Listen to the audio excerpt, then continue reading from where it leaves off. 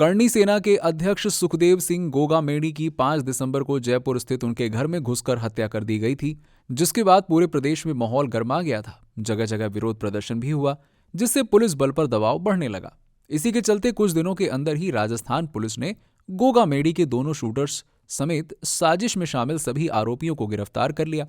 इस वक्त ये सभी जेल में पुलिस रिमांड पर हैं। अब इस मामले में ताज़ा अपडेट सामने आया है। गोगामेडी की हत्या के बाद अब उनकी तीनों पत्नियों में विरासत की जंग छिड़ गई है। इसी के चलते गोगामेडी के पैतृक गांव में सोमवार को आयोजित हुई श्रद्धांजलि सभा में उनकी पत्नी सपना सोनी को आने से रोक दिया गया।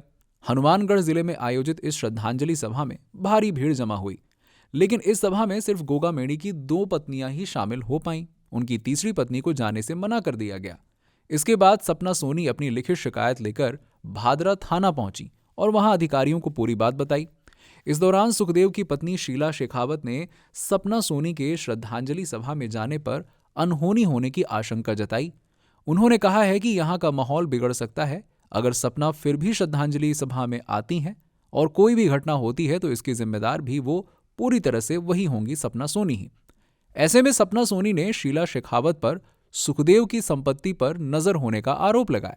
सपना सोनी ने एनडीटीवी से बातचीत में कहा, मैं यहां श्रद्धांजलि सभा में शामिल होने के लिए आई हूं, पर मुझे अंदर जाने से रोक दिया गया। योगेंद्र सिंह कटार ने भादरा में डिप्टी साहब को लिखित में दिया है कि यहां सपना आएंगी तो माहौल खराब होगा।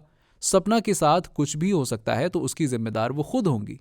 पुलिस उसी लिखित पत्र के आधार पर मुझे अंदर जाने से रोक रही है।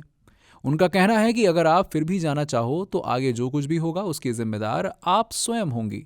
पुलिस का यह कहना है कि मेरे लिए आग में कूदने वाली बात है ये।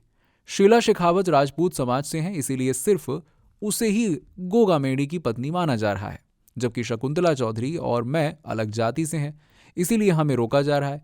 इनके बीच जातिवाद चल रहा है। मैं श्रद्धांजलि सभा में जरूर जाना चाहती हूं, पर कोई लड़ाई या झगड़ा हो ये मैं नहीं चाहती हूं। लेकिन उन्होंने आज मुझे रोक कर यह साबित कर दिया कि कहीं ना कहीं मैं गलत नहीं हूं, बल्कि वो लोग गलत हैं।